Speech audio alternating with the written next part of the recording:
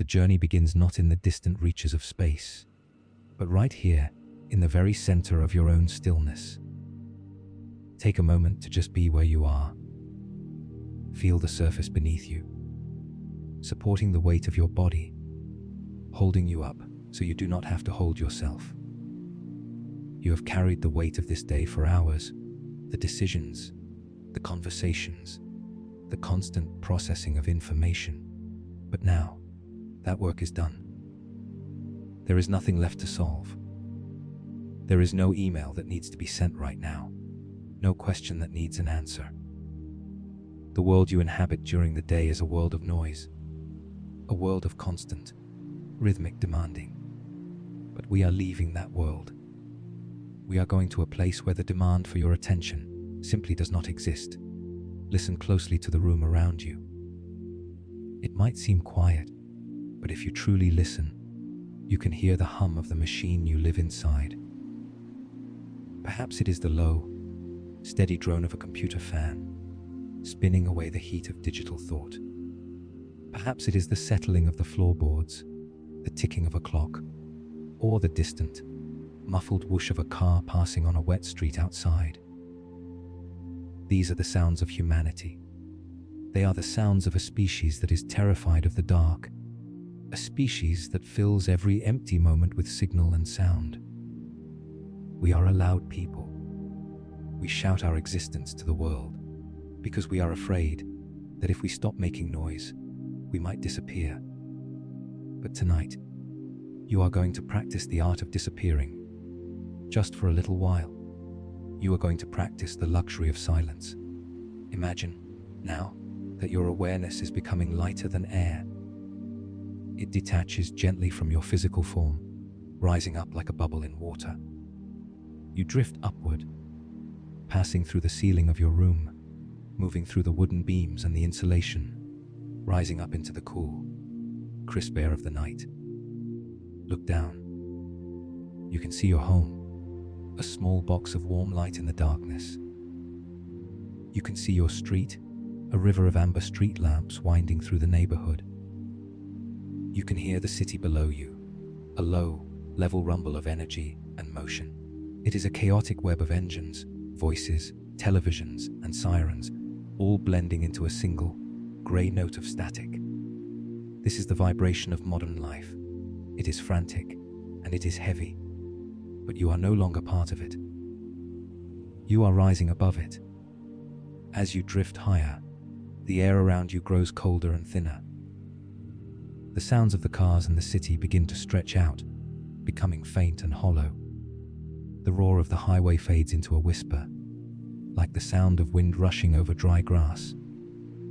The lights of the city below begin to merge, turning from individual windows and lamps into a glowing grid, a circuit board of golden energy that pulses with a rhythmic beat. You are drifting higher still, passing through the first layer of clouds. They are wet and cool, misting around you, dampening the sound from below even further. When you break through the top of the clouds, the city is gone. The noise is gone. There is only a floor of silver moonlight beneath you, and a ceiling of endless, velvet black above. You are now entering the upper atmosphere. The sky here is not the familiar blue of the day. It is a deep, bruising purple that fades into the absolute black of space. Here, the air is too thin to carry sound. The wind does not howl, it simply flows. You are weightless, suspended in the borderland between the earth and the void. But even here, there is still a kind of noise. It is not a noise you can hear with your ears, but if you could listen with the ears of a machine, this space would be screaming. This is the shell of data that humanity has built around our planet. It is a thick, invisible fog of radio waves, television broadcasts, GPS signals, and cellular conversations. Imagine these signals as ribbons of light, crisscrossing the dark in a chaotic, tangled mess. Every text message, every news broadcast, every phone call, they are all racing through this space, shouting over one another, desperate to be heard. "I am here," they say. Look at me. Listen to me. It is a shell of anxiety that we have wrapped around our world. We have encased ourselves in a bubble of constant communication. But we are not stopping here. We are drifting through this web. We are passing through the layer of satellites, those lonely metal birds that blink and beep in the darkness. We are moving beyond the reach of the signal. Watch as the Earth begins to shrink. It changes from a vast landscape below your feet into a sphere, a marble of blue and white suspended in the nothingness. As you move further away, the chaotic web of radio waves begins to unravel. The shouting of the world turns into a soft, rhythmic hiss. It sounds like rain falling on a distant roof, or the sound of waves crashing on a shore miles away. It is a white noise, a static that is incredibly soothing, because it means you are leaving the source of the chaos. You are crossing the threshold. You are entering the true nature of the universe. As we drift past the moon, take a moment to look at it. It is a silent, grey stone, pockmarked with the history of 1 billion years of quiet impacts. There is no wind on the moon to rustle the dust. There is no water to gurgle in the rocks. There is only the stillness. If you were standing there, your voice would not carry. Your footsteps would make no sound. It is a cathedral of silence. Feel the peace of that. There is no need to speak here, because there is no air to carry the words. There is no need to explain yourself, to justify your actions, or to apologize for your rest. The moon does not demand your productivity. It only witnesses your presence. We are drifting further out now, leaving the Earth and its moon behind. They are just a pair of bright stars in the distance now. As we float towards the orbit of Mars, notice how the quality of the silence changes.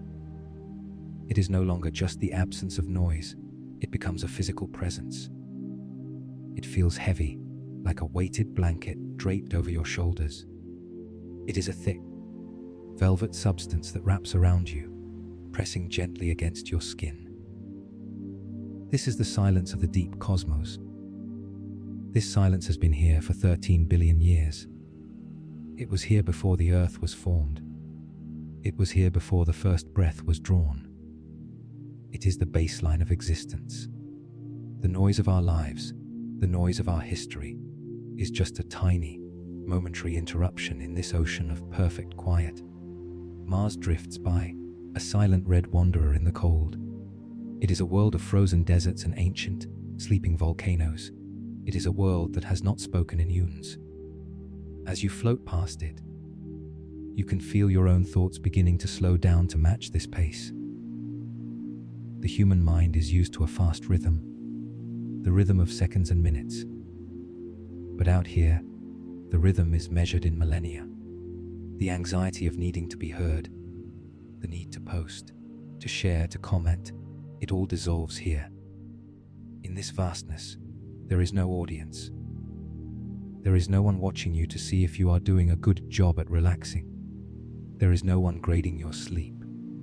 You are anonymous here, and in that anonymity, there is a profound safety. We are crossing the asteroid belt now, a river of tumbling stones that drift in the dark. Even the collisions here happen in slow motion, in total silence. By the time we reach the realm of the giant planets, the radio waves from Earth have faded completely. That rhythmic static has thinned out until it is gone. There is no more hiss. There is no more hum. There is nothing. This is the great silence that astronomers speak of. For decades, we humans have pointed our giant metal ears, our radio telescopes, toward the stars.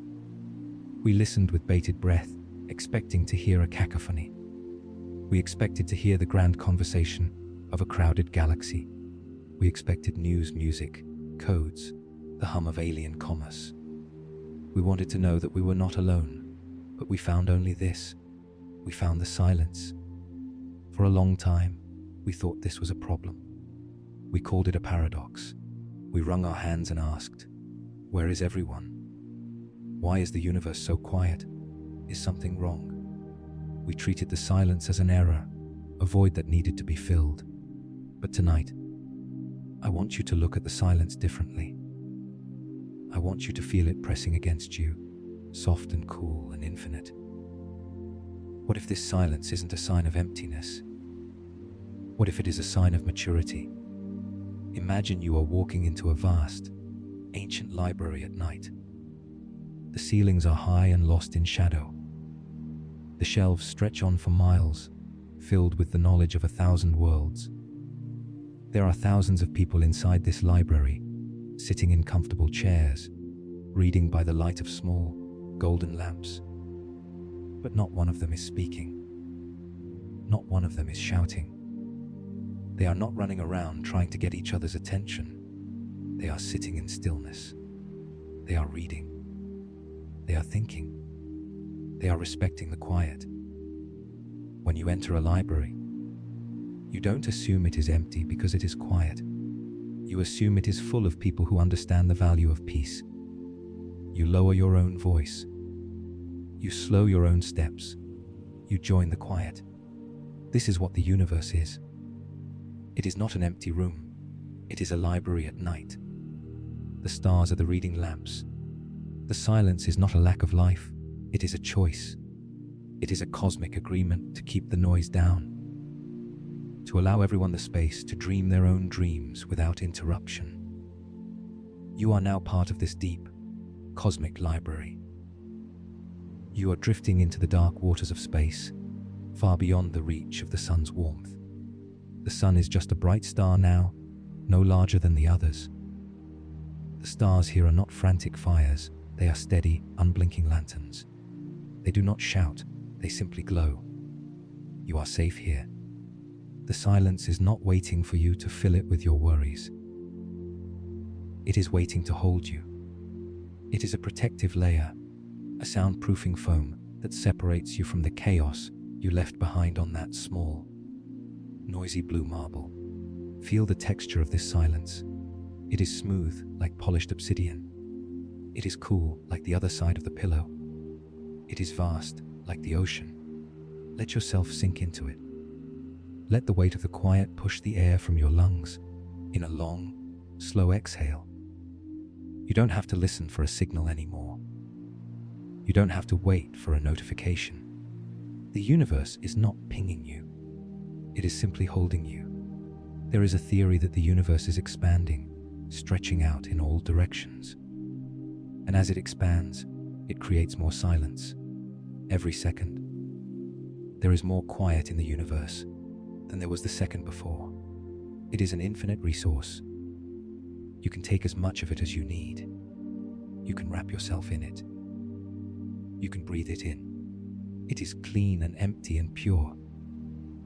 As we drift toward the edge of the solar system, notice how your heartbeat has slowed to match the rotation of these distant worlds.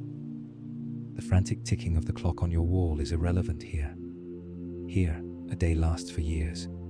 Here, a season lasts for a lifetime. There is no rush. There is no deadline. There is only the slow, majestic drift of the dark. We are approaching the edge of the heliosphere, the bubble of wind that our sun blows around us to keep the interstellar medium at bay. Crossing this threshold is like stepping out of a house and into a forest at night. The air changes. It becomes stiller, deeper. You are now in the dark forest of the galaxy. But do not be afraid. A forest is a shelter. A forest is a place where things go to sleep. The trees block the wind. The canopy blocks the harsh light. The leaves dampen the sound. In this forest of stars, you are a traveler who has found a soft patch of moss between the roots of an ancient tree. You can curl up here. The darkness is not empty. It is solid. It supports you. The silence is not lonely. It is intimate. It is just you and the vast, breathing cosmos. We have left the noise of the playground behind. We have entered the quiet of the night. And as we drift deeper into this velvet dark, we begin to wonder. If the universe is this quiet, maybe it's because everyone else is doing exactly what you are doing right now.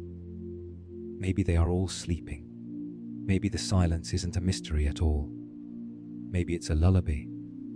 And now, you can listen to it. You can let it wash over you. You can drift in the velvet dark, and for the first time all day, the world is finally, perfectly, and beautifully quiet. We have spent so much of our history afraid of the quiet. If you look back at the story of humanity, you see a species that is terrified of being alone. We build cities that never sleep. We fill our homes with the chatter of televisions and the hum of appliances. We fill our minds with a constant stream of plans and memories, a ceaseless monologue that reassures us that we are here, that we matter, that we are alive. And when we looked up at the night sky, we felt that same anxiety. We saw the vast, crushing darkness, and our first instinct was not to listen, but to shout. We wanted to fill that darkness with our own voice. We wanted to wake the universe up. For the last 100 years, we have been acting like a lonely child standing on the edge of a vast, dark canyon. We cup our hands around our mouths and we scream, "Is anybody there?" We scream with our radio towers. We scream with our radar. We scream with our television broadcasts. Every episode of every show, every news report, every song played on the radio, it all leaks out. It travels up through the clouds, punches through the atmosphere, and races out into the void at the speed of light. It is an expanding bubble of noise, a sphere of humanity's thoughts and fears growing larger and larger every second. We have been broadcasting our existence to the stars, desperate for a reply, desperate for someone to tell us that we are not the only ones in the dark. We even sent packages. Think of the gold, plated discs we bolted to the sides of our Voyager spacecraft. We etched them with the sounds of Earth, the crash of ocean waves, the song of a whale, the laughter of a child, the rhythm of a heartbeat. We included maps showing exactly where we live. We drew pictures of ourselves. We sent these metal bottles into the cosmic ocean with a note inside that essentially pleaded, "Please find us. Please talk to us." We were so young then. We were so eager for validation. We thought that because we were loud, the universe should be loud too. We thought that civilization meant noise, and we waited. We built giant metal ears, dishes of aluminum and steel spanning across valleys and deserts, and we pointed them at the sky. We turned up the volume until we could hear the background hiss of the cosmos itself. We waited for a greeting. We waited for a song. We waited for anything that sounded like us. But what we got back was the static. Great silence. The only thing that returned from the dark was the echo of our own loneliness. There was one moment, just once, when we thought we heard something. It was a warm night in Ohio, decades ago. A radio telescope, sitting in a quiet field, picked up a sudden, intense swell of energy from the constellation of Sagittarius. It was a hum, a distinct, narrow tone that rose up out of the background noise, like a church bell ringing in a deserted valley. It lasted for 72 seconds. It was so bright, so clear, that the astronomer who saw it circled it on the paper printout and wrote a single word in the margin. For a brief, shining moment, we held our breath. We thought the game of tag was finally over. We thought the canyon was answering back. But when we looked again, the signal was gone. We pointed our ears at that spot for years, listening, hoping, waiting for the hum to return. But it never did. The silence rushed back in to fill the gap, heavier and deeper than before. The 72 seconds of sound were swallowed by billions of years of quiet. And for a long time, this made us sad. It made us feel small. We looked at the silence as a failure. But tonight, let's reframe that. Let's look at the silence not with the anxiety of a lonely child, but with the wisdom of an old soul. What if the silence isn't an absence? What if it is a presence? Think about the natural world here on Earth. When you walk into a forest at noon, it is loud. The birds are calling, the insects are buzzing, the squirrels are chattering. It is a cacophony of life, frantic and busy. But if you walk into that same forest at midnight, it is different. The noise stops. Does the life disappear at midnight? No. The forest is still full. The deer are there. The owls are there. The foxes are there. But at night, the forest changes its behavior. The creatures of the night do not shout. They do not broadcast their location. They move with grace. They move with intention. They understand that noise is a waste of energy. They understand that safety and peace are found in the quiet. In the deep forest, silence is not a sign of emptiness. It is a sign of maturity. Perhaps humanity has been looking at the universe upside down. We assumed that advanced civilizations would be like us, loud, messy, desperate for attention, broadcasting their reality shows to the galaxy. But why would they be? Why would a civilization that has survived for millions of years, a civilization that has mastered the stars, still feel the need to shout? Maybe shouting is what babies do. Maybe shouting is a phase you grow out of. Imagine the universe is not a playground, but a library. A library is one of the most populated places in a city. It is full of people. It is full of minds. It is full of worlds within pages. But when you walk into a library, you don't hear shouting. You hear a profound, respectful hush. The people in a library aren't silent because they are dead. They are silent because they are busy. They are thinking. They are dreaming. They are engaged in internal worlds that are far more interesting than the external noise. To shout in a library would be rude. It would break the spell. Maybe the civilizations in the dark forest aren't hiding in fear. Maybe they are just reading. Maybe they have learned that the true richness of existence isn't found in expansion and conquest and noise, but in introspection and quiet. They have settled down. They have stopped trying to prove they exist, and they have started to actually enjoy existing. They have drawn the curtains not to keep people out, but to keep the cozy warmth in. This is the cosmic wisdom of the silence. It is the realization that you don't need to be heard to be real. You don't need to post a status update to validate your day. You don't need to constantly signal your location to feel safe. In fact, the opposite is true. There is an immense freedom in being anonymous. There is a deep safety in being the quietest thing in the room. Think about how much energy you spend every day trying to be heard, trying to explain yourself, trying to defend your point of view, trying to make sure people know who you are and what you do. It is exhausting.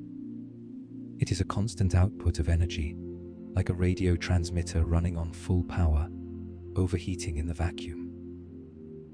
The universe is inviting you to turn that transmitter off. It is showing you a different way to be. The stars above you are not burning with anxiety. They are burning with a steady, silent fusion.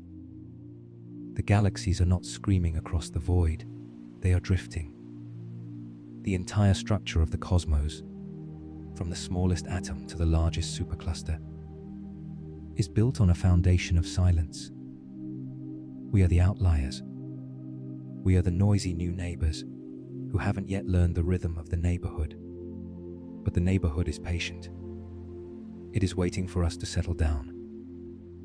It is waiting for us to realize that we don't have to shout to belong. We belong because we are here. So, as you lie there, let go of the need to shout. Let go of the need to send a signal. You don't need to solve the problems of tomorrow right now. You don't need to answer the questions of yesterday.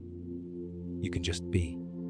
You can be like the wise old creature in the forest, curled up in a warm barrow, listening to the wind in the leaves, content in your own warmth. You can be like the reader in the library, lost in a beautiful story, protected by the hush of the room. The wow signal was just a whisper, a brief, passing hello from one quiet soul to another.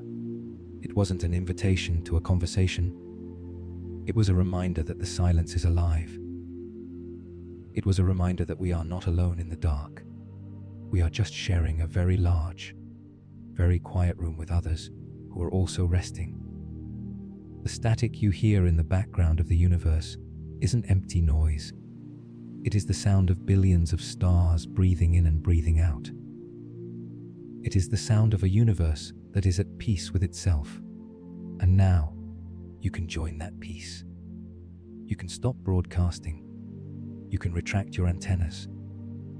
You can pull your energy back inside, away from the edges of the room, away from the worries of the world, and back into the center of your being. You are safe here in the quiet. The shout is over. The whisper is beginning. And the whisper is telling you that it is okay to let go. It is okay to be small. It is okay to be silent.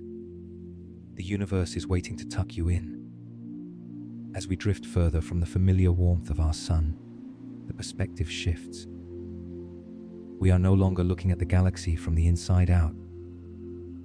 We are beginning to perceive it as a singular, living environment. For a moment, let your mind wander back to a memory of a forest here on Earth. Imagine standing at the edge of an old, growth wood just as the sun has set. The air is cool and smells of pine needles and damp earth. As your eyes adjust to the gloom, the trees lose their individual definitions and merge into a single, massive silhouette against the twilight. You step inside under the canopy. The world instantly feels closer, safer, and more contained. The vast, open sky is replaced by a ceiling of leaves and branches, a protective roof that filters the wind and softens the moonlight. Now, take that feeling, that sensation of being held by something ancient and organic, and expand it. Expand it until it covers the entire night sky. The Milky Way is not a cold machine of vacuum and radiation. It is a forest. It is the dark forest. But unlike the stories that use this name to conjure fear, we are going to see it for what it truly is, a place of shelter.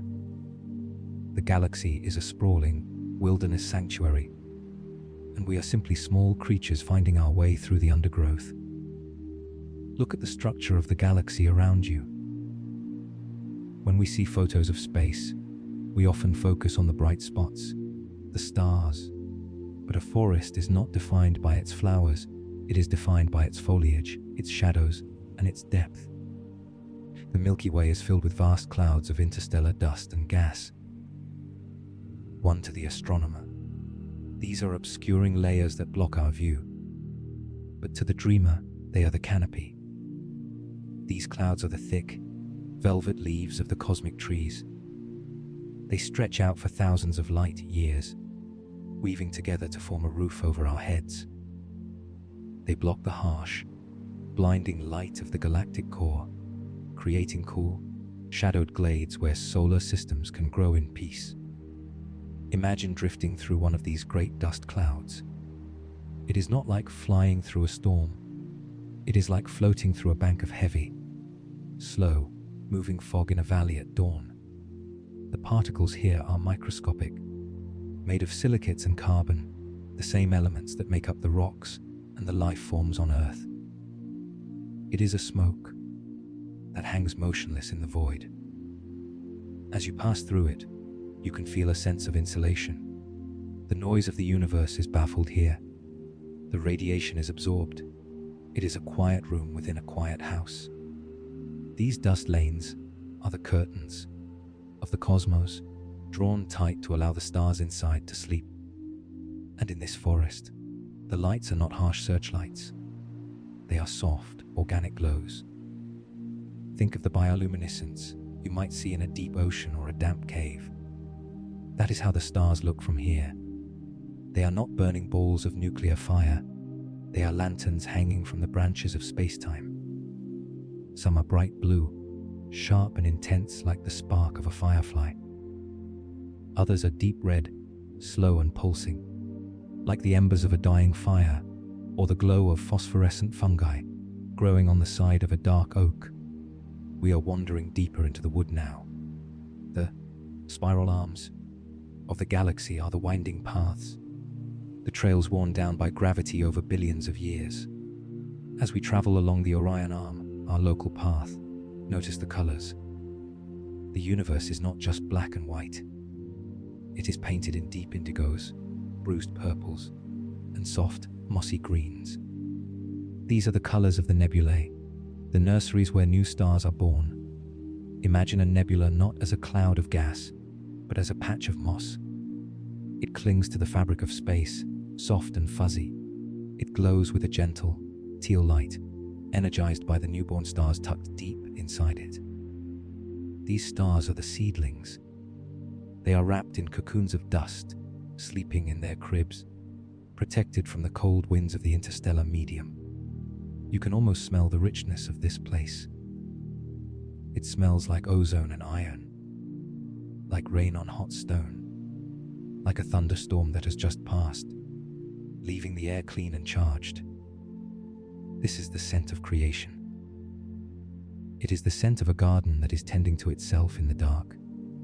The dark forest theory suggests that the universe is quiet because everyone is hiding. But look around you. Does this feel like a place of fear? Or does it feel like a place of rest?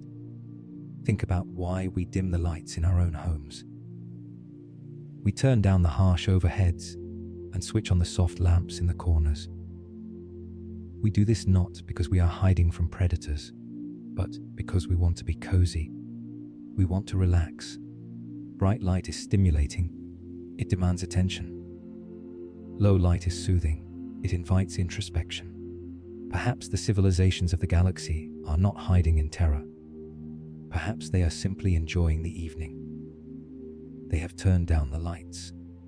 They have built their homes in the undergrowth, tucked away behind the dust clouds and the nebulae, because that is where it is comfortable. They are like campers huddled around small, warm fires. If you look closely into the deep dark, you might imagine you can see them, tiny, amber flickers in the distance. A camper does not build a bonfire that lights up the whole forest. That would be wasteful. It would ruin the beauty of the night. A camper builds a fire, just big enough to warm their hands and faces. They keep the circle small. The silence between these campfires is not a silence of hostility. It is a silence of respect. It is the understanding that everyone is here to enjoy the solitude. If you were to shout across the campground, you would disturb the peace. So, you whisper. You keep your voice low, matching the rustle of the leaves and the crackle of the wood. As we drift past a cluster of stars, seeing them twinkle through the haze of the galactic plane, think of them as distant cabins in a snowy valley. You can see the lights in the windows, glowing gold against the blue snow. You don't know who lives there. You don't know their names or their stories, but you know they are safe. You know they are warm, and that is enough. You don't need to knock on their door. You don't need to invade their privacy to feel a connection to them. The connection is the shared experience of the night. The vast distances between the stars are often described as empty space, but in our forest, this is the clearing. It is the open meadow between the tree lines. It is necessary. Without the open space, the forest would be too crowded. Without the darkness, the light would have no meaning. The darkness is the canvas upon which the art of the universe is painted. It is the soil from which the light grows. Feel the texture of this darkness. It is not a void. It has a presence. It is thick and cool, like the air in a cellar or a deep canyon. It presses against you, supporting your weight. You can lean back into it. In the dark forest, gravity is the root system. It is the invisible network that connects every leaf to every branch, every star to every planet. You cannot see the roots, but you can feel their grip. They hold you in place. They ensure that you will not drift away into nothingness. You are anchored here. You belong to the forest. We are passing by a region known as a globular cluster in our forest metaphor. This is a grove of ancient trees, their branches tangled together, their roots intertwined. Hundreds of thousands of stars are packed close together here. The light is brighter, a soft, diffuse glow that permeates the space like morning mist. These are the old ones, the ancient civilizations of the stars. They have been here since the beginning of the galaxy. They have seen the forest grow from a few saplings into this majestic, spiraling ecosystem. They are the elders, standing in a circle, whispering the history of the cosmos to one another. And even here, in this crowded grove, there is a stillness. The motions of the stars are a slow, graceful dance, a choreography that takes aeons to complete. There is no rushing. A tree does not rush to grow. It takes its time, adding ring after ring, century after century.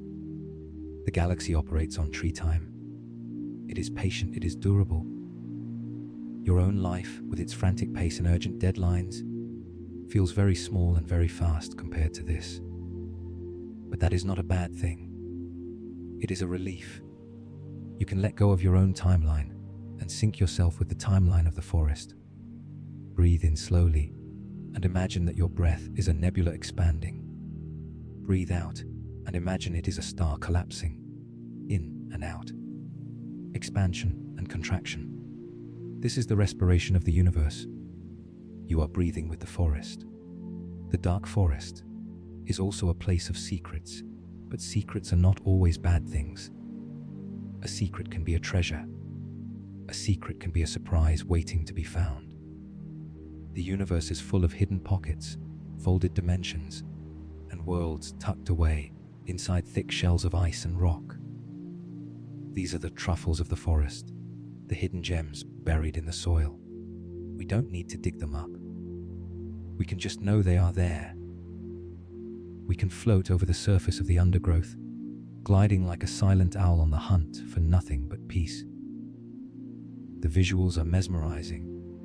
Swirls of pink hydrogen gas, streaks of blue reflection nebulae, the dark, inky blots of absorption clouds that look like keyholes into a deeper nothingness. It is a kaleidoscope of shadow and light. It is bioluminescence on a grand scale. Every star you see is a life. Not necessarily a biological life, but a life of energy, a life of process. They are born, they live, they change. And they eventually return their substance to the soil of space to become something new. Nothing is wasted in a forest. A fallen tree becomes a nurse log for new saplings. A dying star explodes and seeds the clouds with carbon and oxygen that make up your own body. You are made of the forest. You are not a visitor here. You are a leaf that has grown from this dark, rich soil. So, when you think of the dark forest theory, let the fear dissolve. Replace the image of the hunter with the image of the neighbor. Replace the image of the predator with the image of the owl. Replace the fear of the dark with the comfort of the shade. The universe keeps its secrets, not because it is hostile, but because it is private. It values solitude. It cherishes the quiet. We are merely travelers walking down a soft, mossy path between the stars. The light from the campfires is warm on our faces.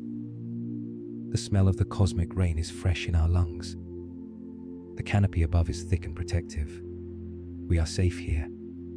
We are hidden here. And in this vast, bioluminescent wilderness, we can finally close our eyes and rest, knowing that the forest is keeping watch. The trees are standing guard. The lantern stars will stay lit, low and warm, until we wake. As we continue to float through this bioluminescent forest of stars, a question naturally arises.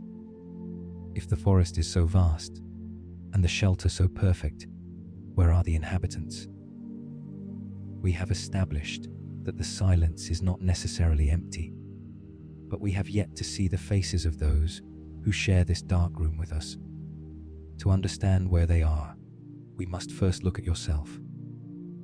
Think about what you are doing right now. You are lying down.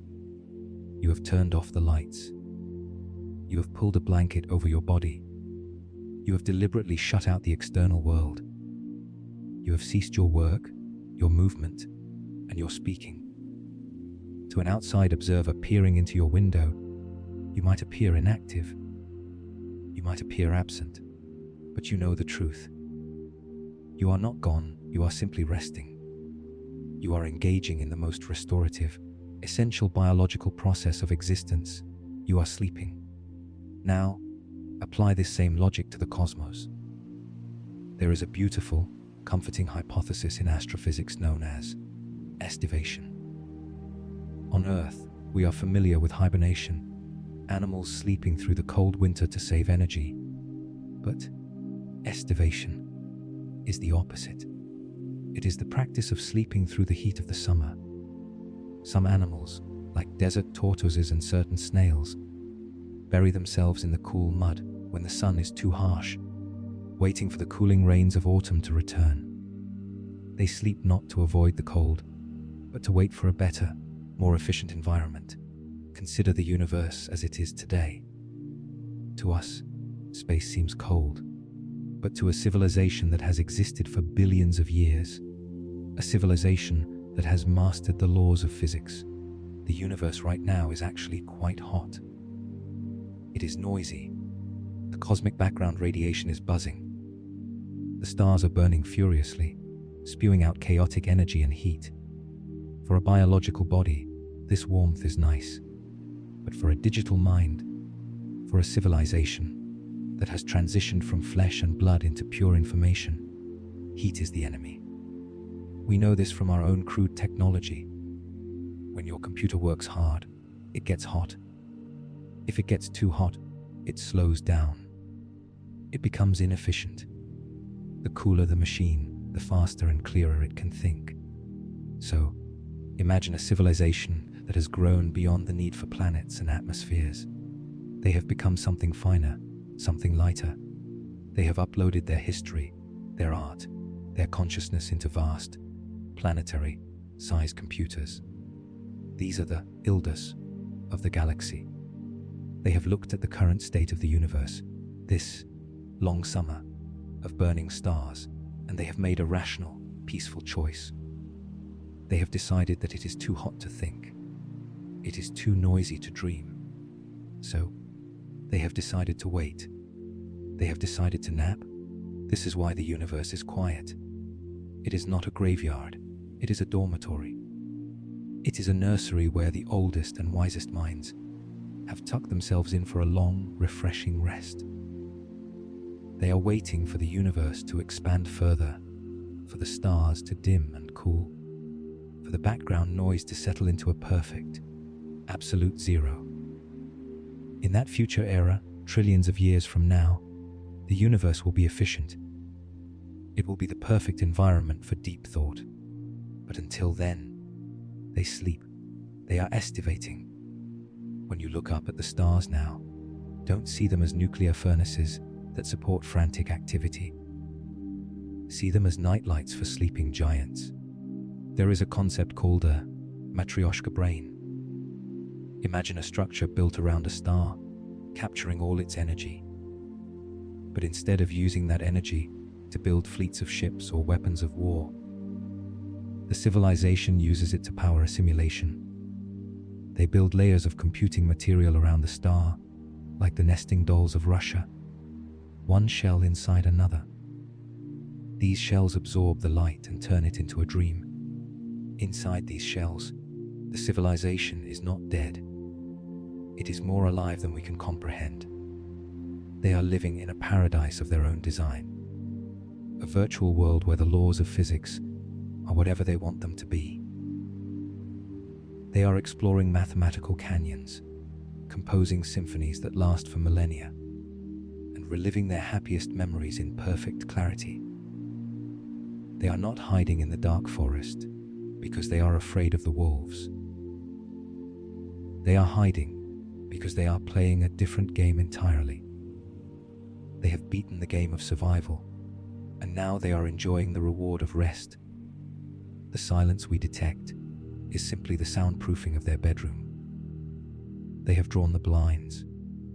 They have put up the "Do Not Disturb" sign, and this reframes our own loneliness.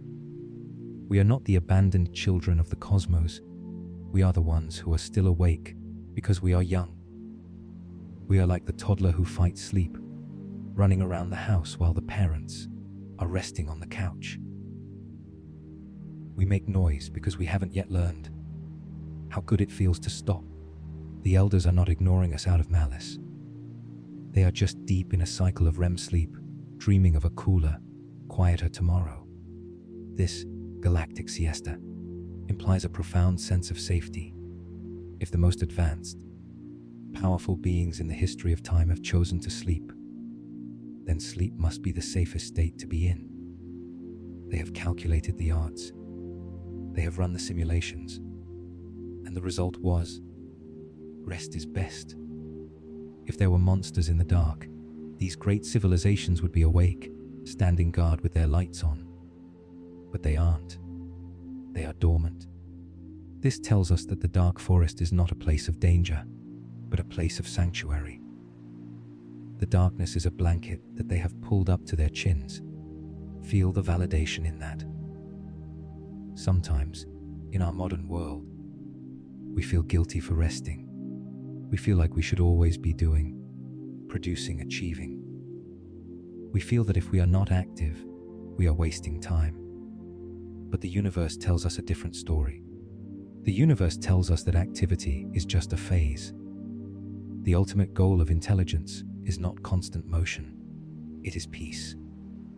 The ultimate luxury of a mastered life is the ability to close your eyes and drift. You are not being lazy by lying here. You are mimicking the behavior of the gods. You are aligning yourself with the most advanced strategy in the cosmos. Imagine these sleeping worlds drifting through the void. They are massive, silent spheres, dark on the outside, but filled with golden light on the inside. They float through the arms of the Milky Way, like seeds floating on a river. They do not steer. They do not correct their course. They trust the gravity of the galaxy to carry them where they need to go. They surrender to the drift, and you can do the same. You can surrender to the drift of this night. You don't need to steer your life right now. You don't need to correct your course. The gravity of sleep is pulling you gently, and it knows exactly where to take you. As these civilizations sleep, they are not aware of the passage of time. To them, 1,000,000 years is like the blink of an eye. A geological age is just a nap. This is the scale of rest that we are invited to join. Your problems, which seem so large and urgent in the daylight, are microscopic on this scale. The deadlines, the worries, the emails, they are just the buzzing of gnats outside the thick glass of a spaceship. Inside the ship, in the hibernation pod, the air is still and cool. Nothing can touch you. You are sealed in. You are preserved. The hidden life of the universe is not hiding from you. It is waiting for you. It is waiting for you to realize that you don't have to be a spectator. You can be a participant. By closing your eyes, by slowing your breath, by letting your muscles uncoil, you are uploading your consciousness to the same state as those distant stars. You are joining the galactic siesta. You are becoming part of the great, silent majority of the universe that understands the power of the pause. Think of the energy it takes to maintain a civilization. The constant consumption, the constant burning, and then think of the elegance of estivation, the efficiency of it. It is a state of perfect balance. The energy coming in matches the energy going out. There is no waste. There is no struggle. As you lie in your bed, feel your own body finding that balance. Your heart rate slows down to conserve energy. Your body temperature drops slightly, mimicking the cooling universe. Your breath becomes shallow and rhythmic, like the slow pulsation of a variable star. You are becoming efficient. You are becoming a master of your own energy. There is a theory that suggests these sleeping civilizations are waiting for a specific signal to wake up, a cosmic alarm clock that will ring when the universe is finally cool enough to support their massive thoughts. But that alarm won't ring for trillions of years. There is no rush. There is absolutely no rush. The night is long, and the blankets are warm. They have time to dream a billion dreams before the dawn. And so do you. You have hours of darkness ahead of you. You have a vast stretch of protected time where nothing is expected of you. You can float alongside them. Visualize your bed as a small capsule, a tiny vessel drifting in formation with these massive, sleeping matryoshka brains. You are part of the fleet, a fleet of sleepers sailing toward the end of time. There is a camaraderie in this. You are not alone in the dark. You are surrounded by trillions of other minds who have all decided that tonight, the best thing to do is to let go. The silence of the room around you is not empty space. It is a substance. It is a fluid that supports you. Just as the interstellar medium supports the stars, the quiet supports your sleep. It buoys you up. It fills the spaces between your thoughts, cushioning them, slowing them down. If a worry tries to enter your mind, imagine it hitting the smooth, dark shell of a matryoshka brain. It slides off. It cannot find purchase. The surface is too smooth. The sleep is too deep. The worry drifts away into the void, becoming smaller and smaller until it is just a speck of dust, and then nothing. The estivation hypothesis transforms the dark forest from a place of hunters into a place of hibernation. It turns the predator into the sleeper. It turns the unknown into the familiar. We all know what it feels like to be tired. We all know the sweetness of giving in to heaviness. To think that the aliens are doing the same thing makes them feel like kin. It makes the universe feel like a home. A home is where you go to sleep, and we are home. We are right where we are supposed to be, tucked into the quiet arm of a spiral galaxy, surrounded by neighbors who have kindly turned off their lights so we can rest. So, let the concept of the hidden life comfort you. Let the idea of a billion sleeping worlds soothe your mind. They are quiet. You are quiet. They are drifting. You are drifting. The universe is not waiting for you to do anything. It is only waiting for you to join it in the deep, restorative, and infinite peace of the long, cool night. The giants are asleep. The stars are dimmed. The forest is safe. And now you can sleep too. To understand the silence of the universe, we must first understand the sheer scale of its possibility. Imagine a room that is infinitely large. In this room, there are infinite doors. Behind each door is a stranger. Some of these strangers might be loud and joyous. Others might be quiet and contemplative. Some might be so different from you that you cannot even comprehend their shape or their thoughts.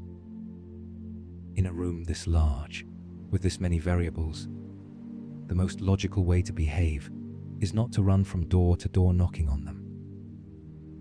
The most logical way to behave, the way that ensures the most peace for everyone, is to sit quietly in your own comfortable chair and wait. This is not an act of fear. It is an act of profound social intelligence.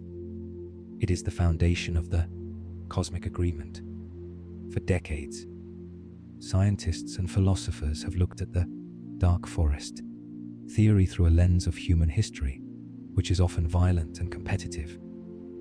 They used a concept called game theory to analyze the silence. They argued that, because we cannot know the intentions of another civilization, we must assume the worst. They called this the chain of suspicion. They said that if civilization A sees civilization B, it must strike first because it cannot be sure that B won't strike later. This logic paints the universe as a place of infinite danger, a cold war that spans the galaxies. But tonight, let's dismantle that logic. Let's look at it through the eyes of a species that has grown tired of war, a species that values rest above conquest. Let's reframe the game. Consider your own life. Consider the street you live on. You likely have neighbors to your left and to your right. You know they are there. You see their lights turn on in the evening. You see their cars parked in the driveways. But do you walk into their living rooms unannounced? Do you shout at them through the walls? No. You keep your distance. You plant hedges. You put up curtains. You do this not because you hate your neighbors, and not because you are terrified they will attack you. You do this because you value privacy.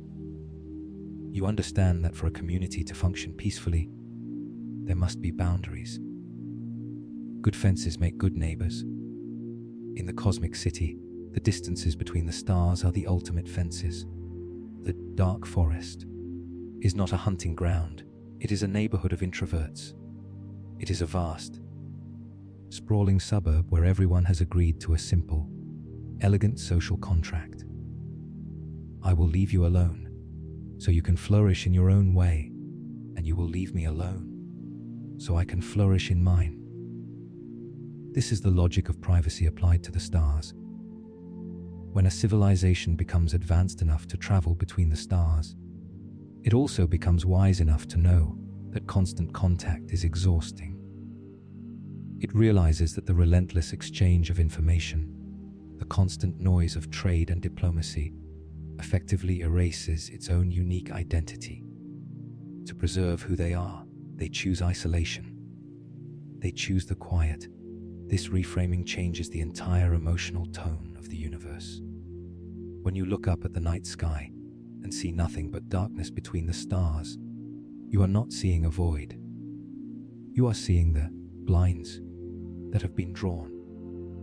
You are seeing the shutters that have been closed against the cold night air. The universe is dark because its inhabitants value their cozy, private interiors more than the flashy, noisy exterior. It is a sign of domesticity.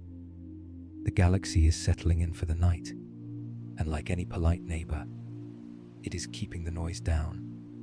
There is an immense relief in this idea. If the silence is a result of a cosmic agreement of privacy, then you are not currently being ignored by the universe. You are being respected by it. The silence is a form of politeness. The aliens are not ghosting us. They are simply being considerate.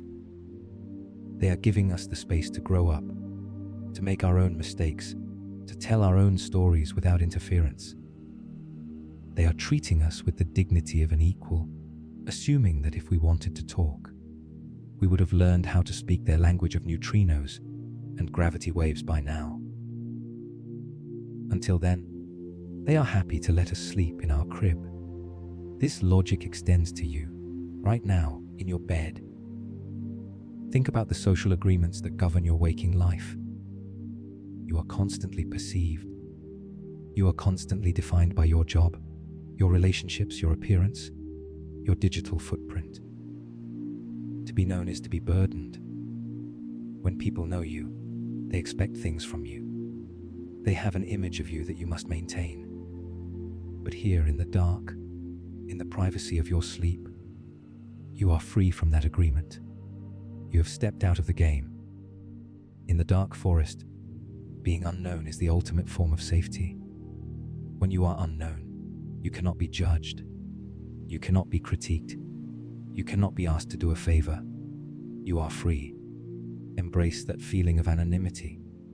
Let it wash over you like cool water. Right now, the world does not need to know where you are. The world does not need to know what you are thinking. You are a ghost in the machine, a whisper in the wind. You have slipped through the cracks of the surveillance state and found a pocket of absolute, unmonitored freedom. This is the gift of the dark forest theory. It validates the desire to disappear. Sometimes, we feel guilty for wanting to be alone. We feel we should be more social, more available, more there.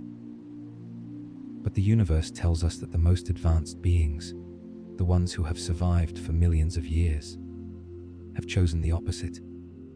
They have chosen the sanctuary of the unknown. By lying here in the dark, by closing your eyes and withdrawing your attention from the world, you are mimicking the highest form of intelligence. You are signing the cosmic agreement. You are saying, I am here, but I am private. I am existing, but I am not performing. Imagine the chain of suspicion dissolving and being replaced by a chain of solitude. Star A sees star B and thinks, that star looks peaceful. I will not disturb it. Star B sees star C and thinks, that world is dreaming. I will let it dream. This chain stretches across the galaxy, a network of non-interference that holds the Milky Way together in a delicate balance. It is a web of silence, spun from the silk of mutual respect. And you are now a part of that web. You are a single point of quiet in a galaxy of quiet. The fear of the dark forest comes from the idea of the hunter. But what if the only thing hunting us is our own need for validation? We shout into the void because we want to be told we matter. But the silence tells us something even better. We matter enough to be left alone. We matter enough to be granted the luxury of sovereignty. The hunter is just a projection of our own insecurity. The reality is the neighbor dealing with their own vast timeline, their own complex problems, their own desire for a good night's rest. As you drift deeper into this section of the narrative, feel the weight of your own identity lifting. You don't need to be right now. You don't need to be a parent, a partner, an employee, or a citizen. Those are daytime roles. In the dark forest, you are just a consciousness. You are a spark of awareness floating in a sea of other sparks, all of whom are kindly keeping their distance. There is no pressure to interact.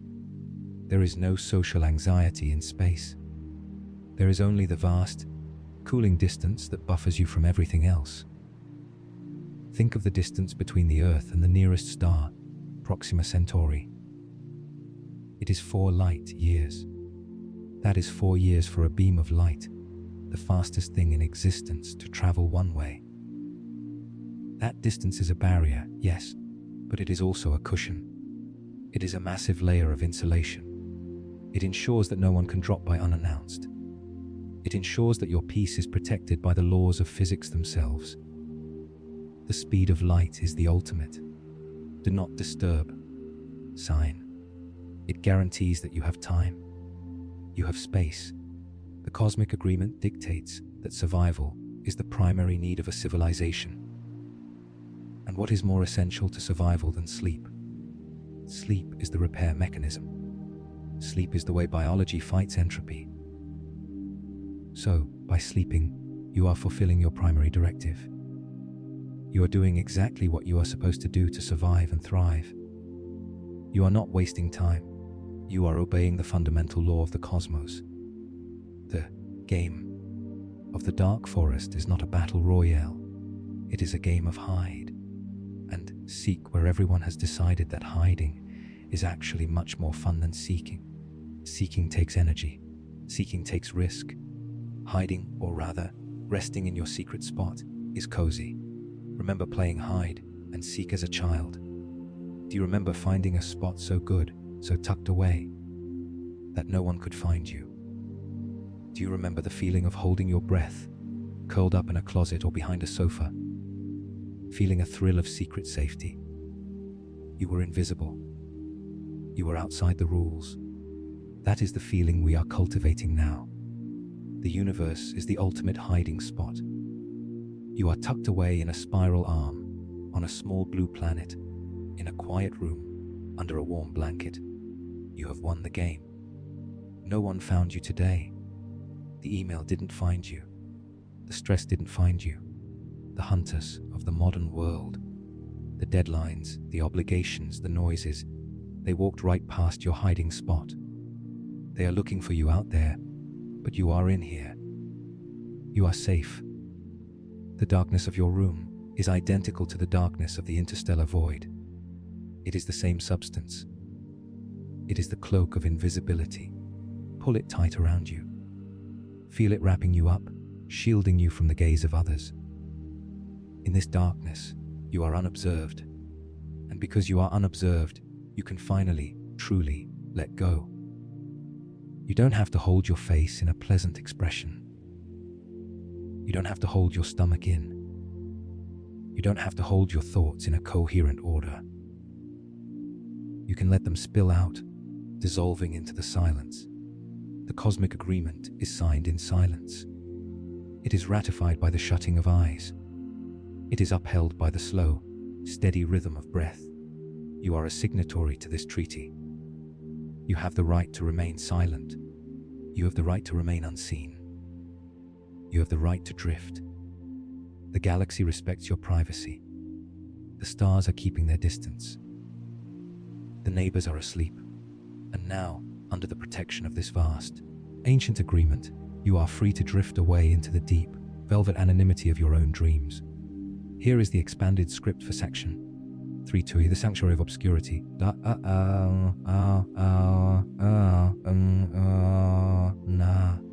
Section 3. In the Sanctuary of Obscurity, there is a profound and often overlooked joy in being small. In our daily lives, we are constantly told to be big. We are told to have a big impact, to dream big, to leave a big legacy. We are taught that visibility is the currency of success, and that if we are not seen, we do not matter. But the universe offers a different perspective. In the vast, dark forest of the cosmos, being small is not a failure. It is a survival strategy. It is a gift. Think of a single leaf hanging from a branch in a dense, ancient wood. The leaf is fragile. It is green and thin, woven with delicate veins.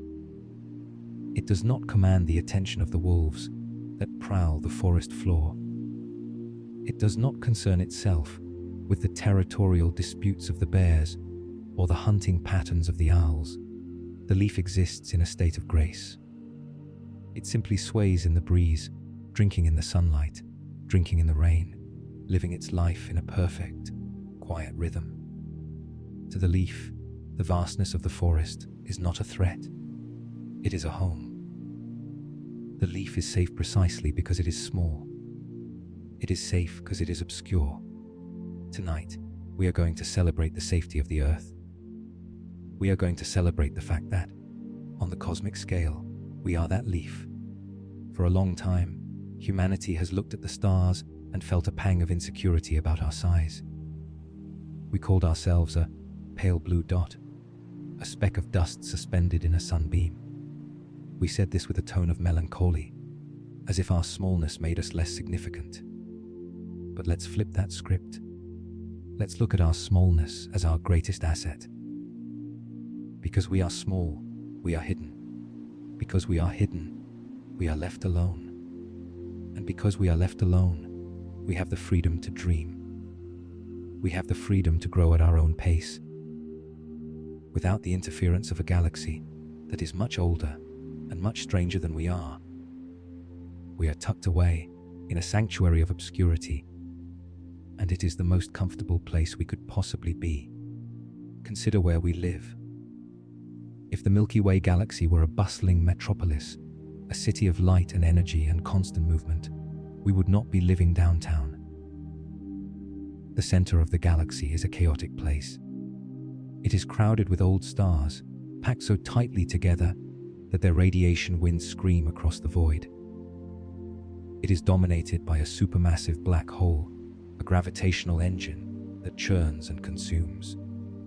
It is a place of high drama and high danger, If we lived there, the night sky would be as bright as day, and we would never know the peace of the dark. We would be exposed. We would be in the middle of the traffic. But we don't live there. We live in the suburbs of the galaxy. We are located in the Orion Spur, a minor, partial arm of the Milky Way that branches off from the main thoroughfares. We are out in the country. We are in the quiet, tree-lined streets where the houses are set far back from the road and the nights are long and still. Here the stars are spread out. Here there is room to breathe. We are protected by distance. We are insulated by the vast, empty yards of space that separate us from our neighbors. This location is not an accident. It is a stroke of cosmic luck. It is as if the universe looked at us, saw how fragile and young we were, and decided to place us in the quietest, safest cradle it could find. We are not lost. We are tucked in. To understand the scale of this safety, we have to try to wrap our minds around the concept of the void. Astronomers have mapped the universe, and they have found that the galaxies are not spread evenly like butter on bread. They are strung together in long, thin filaments, like the strands of a spider web.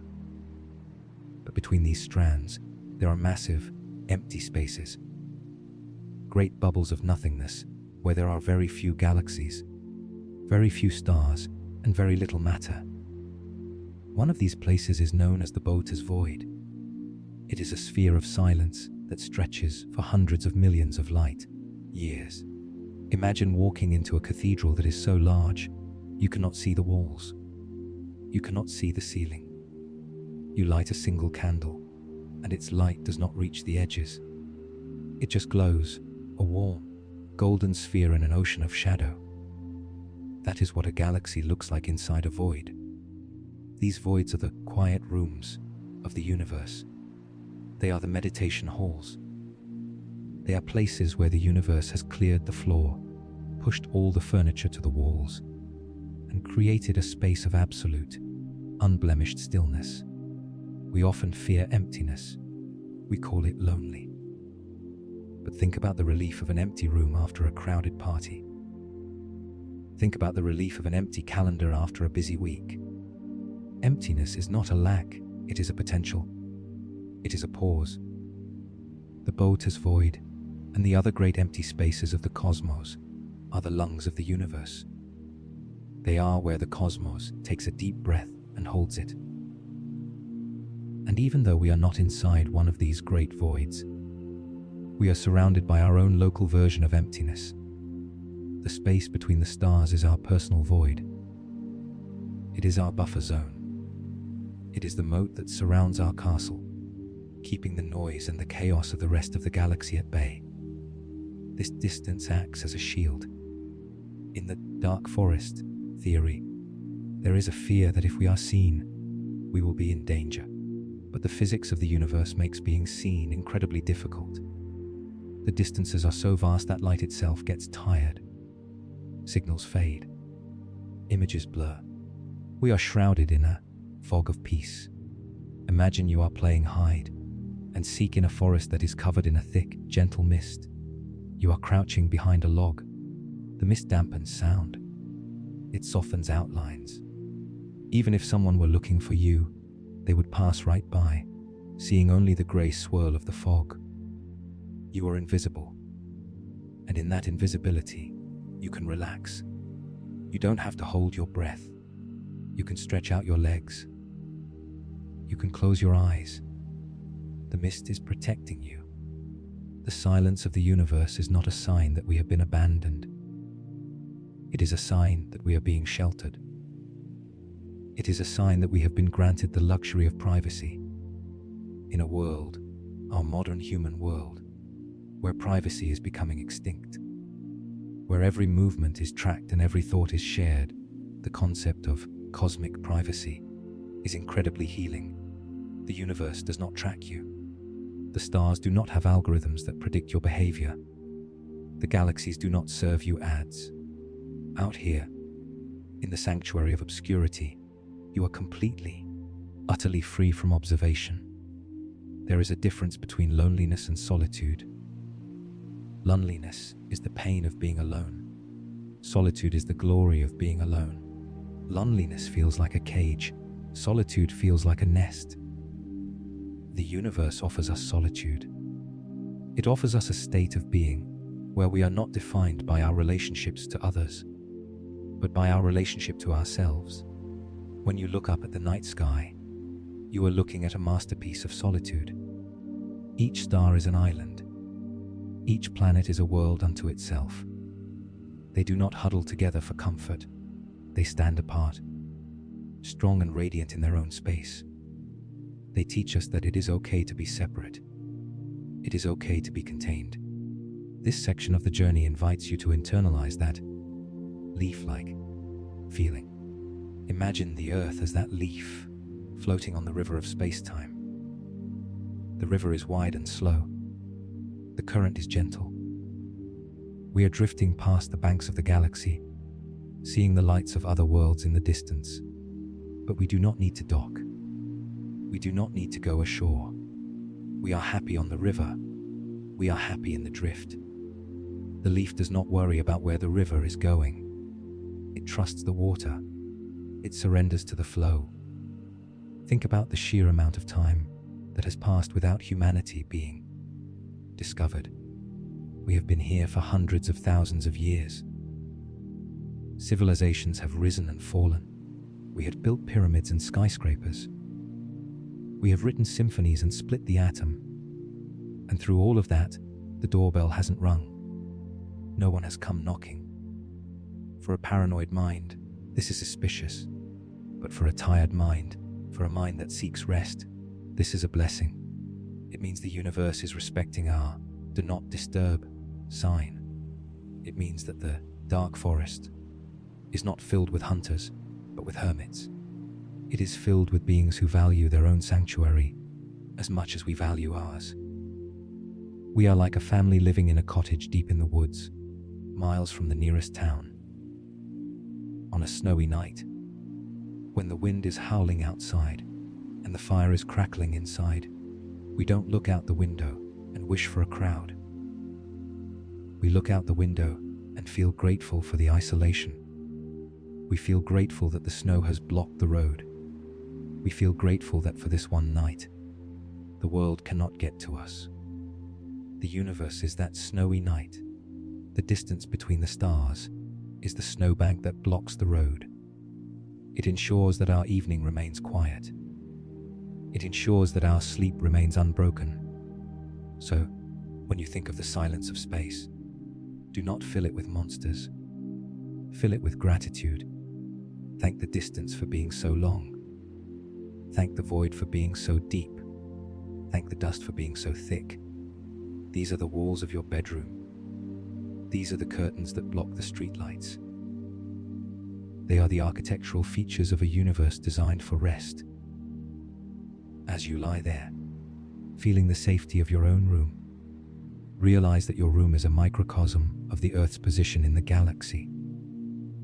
You are a small, warm point of consciousness tucked away inside a larger, protective structure. You are a secret, and secrets are safe. No one knows what you are dreaming right now. No one knows what you are feeling. That internal world is yours and yours alone. It is your own personal dark forest, a place where you can hide from the demands of the light. The sanctuary of obscurity is not about hiding in shame. It is about resting in peace. It is about embracing the freedom of being a small part of a massive, mysterious whole. You don't have to carry the weight of the galaxy on your shoulders. The galaxy is holding you. It is holding you in its dark, velvet palm, closing its fingers gently around you to keep you warm, to keep you safe, to keep you hidden until you are ready to wake up. We are the quiet neighbors in a quiet universe. We are the leaf on the branch. We are the sleepers in the tower. And as we look out into the night, we don't see a threat. We see a blanket of stars, pulled up tight, tucking us in for the long, beautiful, and and silent night of the cosmos. And as we drift deeper, we might begin to wonder, if we are so safe and so hidden, perhaps there are others out there who are even better at hiding than we are. Perhaps there are those who have turned hiding into an art form, wrapping themselves not just in distance, but in the very fabric of the stars themselves. Perhaps they are not just quiet. Perhaps they are dreaming. Here is the expanded script for Section 4. 1. The Dyson blankets. Section 4:1.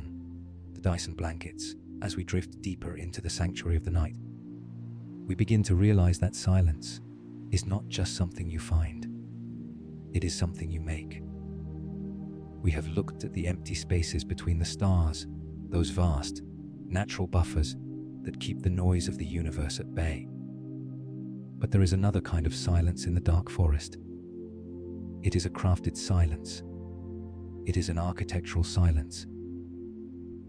Just as you might build a wall to block out the sound of the street, or hang heavy velvet curtains to block out the morning sun. The oldest and most advanced civilizations in the galaxy have learned to build their own peace. They have learned to wrap themselves in the ultimate comfort. They have learned to wrap their stars in blankets. In the language of science, we call these structures decent spheres. The name suggests grand, cold engineering, a cage of steel and circuitry built to imprison a sun. But tonight, let us see them for what they truly are. They are not cages, they are cocoons. Imagine a civilization that has spent thousands of years exploring, expanding, and rushing through the void. They have seen everything there is to see. They have flown past the black holes and the nebulae. They have charted the spiral arms, and eventually, like all travelers, they grew tired. They realized that the endless quest for more was exhausting. They realized that the true treasure was not out there in the cold dark, but back home, around their own warm hearth. So, they decided to settle down. They decided to stop shouting into the void and start whispering to one another. They began a great project, a labor of love that would take centuries to complete. They began to dismantle the dead, cold rocks of their outer solar system, the asteroids, the comets, the uninhabitable moons. They took this raw material and spun it into a thread. They wove this thread into a fabric, a vast, shimmering web of solar collectors and habitats. And then, very gently, they began to drape this fabric around their star. Visualize this process not as a construction site, but as the closing of a flower at dusk. At first, the star is bright and blinding, shouting its light into the universe for light, years in every direction. It is a porch light, left on all night, attracting moths and noise.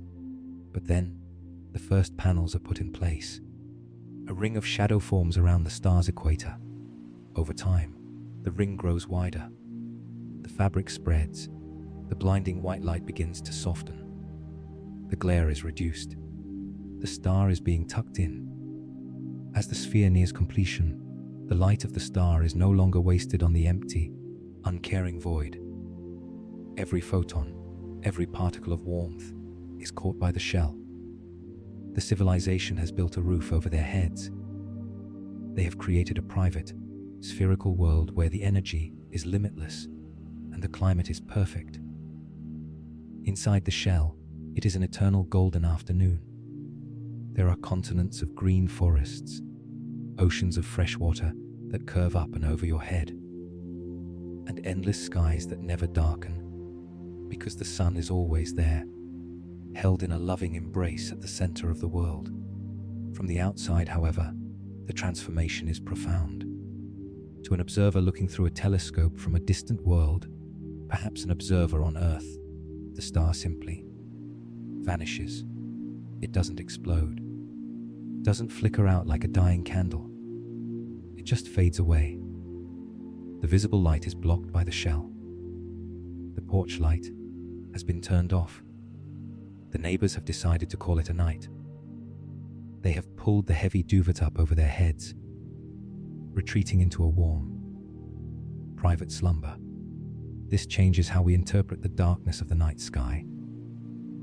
When you look up and see the black gaps between the stars, do not think of them as empty places. Think of them as occupied rooms with the lights off. The dark forest is full of these Dyson blankets. There are billions of stars that we cannot see, not because they aren't there, but because they are being used. They are being cherished. They are heating the homes of trillions of beings who have chosen comfort over visibility. The darkness is actually a sign of civilization. A young, immature galaxy is bright and loud, full of wasteful energy spilling out into the cold. But a mature, wise galaxy is dark. It is efficient. It keeps its warmth to itself. The heat that escapes from these spheres is not the harsh, high-energy radiation of a naked star. It is a soft, low thrum of infrared. It is body heat. If you could see an infrared, the night sky would not look black. It would glow with a gentle, rosy hue, the collective warmth of a billion sleeping worlds huddled under their covers. There is a deep sense of safety in this image. We often worry about the great filter, the idea that civilizations destroy themselves before they can reach the stars. But the Dyson blanket suggests a great settle. It suggests that the ultimate destiny of life is not to conquer the universe, but to create a perfect nest. It implies that there is a point where you have enough. You have enough energy. You have enough space. You have enough time. And when you have enough, you stop running. You sit down. You rest. Imagine life inside one of these spheres. There is no night, but there is also no urgency. With the entire energy of a star at their disposal, the inhabitants have no need for labor, for economy, for conflict over resources. They have solved the problems of survival. Now they exist in a state of permanent creative leisure. They spend their days tending to their gardens, composing music that lasts for years, or simply floating in the zero gravity centers of their world, basking in the light. They have retired from the rat race of galactic evolution. And because they are inside a shell, they are protected. The dangers of the galaxy, the cosmic rays, the rogue asteroids, the wandering black holes cannot touch them. The shell is armor, but it is also insulation. It keeps the cozy atmosphere in and the harsh vacuum out. It is the ultimate gated community, where the only gatekeeper is the speed of light and the laws of thermodynamics. They are not hiding because they are terrified. They are hiding because they are comfortable. Why would you leave a warm bed to go out into a blizzard? This is the comforting logic of the Dyson blanket. It reframes the silence of the universe as a "do not disturb" signal. We haven't heard from them because they are busy enjoying their privacy. They are not ghosting us. They are just enjoying a really good book in a really comfortable chair, and they don't want to get up to answer the door. And honestly, can you blame them? Think about how good it feels when you finally get home, lock the door, and change into comfortable clothes. That feeling of, I am in for the night. That is what they have achieved on a planetary scale. As you lie in your own bed, under your own blanket, you are mimicking this cosmic architecture. You are building a temporary Dyson sphere around yourself. Your blanket traps your body heat, creating a micro climate that is perfectly suited to you. Your eyelids are the shutters that block out the photon storm of the world. You are turning off your own porch light. You are signaling to your body that the time for output is over and the time for input, for regeneration, has begun. The universe is vast and old, and it has learned that the secret to longevity is conservation. Stars burn out, galaxies collide. But a civilization tucked inside a Dyson blanket can last for aeons. They sip the energy of their star slowly, like a hot drink on a cold day. They stretch out the timeline of their existence, turning a few billion years into a few trillion. They are playing the long game, the quiet game. The dark patches in the Milky Way are not voids. They are neighborhoods where everyone has gone to sleep. They are the suburbs of the galaxy, quiet and peaceful. If we were to fly past one of these spheres, we would see a massive dark object eclipsing the background stars. It would look like a hole in the universe. But if we put our hand against the surface, we would feel a faint, rhythmic vibration. The hum of machinery that runs silently, the pulse of a star beating like a heart deep within, the circulation of air and water. It is a sleeping giant. There is no need to wake them. There is no need to shout, hello, and disturb their rest. We can just drift past, respecting their solitude, admiring their handiwork. We can take comfort in knowing that they are there, safe and warm in the dark. It means that the universe is not a cold, dead place. It is a place filled with hidden warmth. It is a place where life eventually finds a way to be safe. The techno-signature we are looking for is not a beacon, it is a shadow, a warm shadow. And as we drift through the dark forest, passing these silent, shrouded stars, we feel a sense of kinship. We are all just trying to stay warm. We are all just trying to find a quiet corner to rest. The Dyson spheres are just the cosmic version of pulling the covers up to your chin. And as we leave the realm of the stars, these warm, dry fusion-powered hearths, our journey takes us to a different kind of hiding spot. Not all civilizations wrap themselves in fire and metal. Some choose a different medium. Some choose the deep, heavy, crushing comfort of water. As we move away from the Dyson blankets, the air grows cooler, damper. We are approaching the worlds where the blanket is not made of solar panels, but of ice and sea.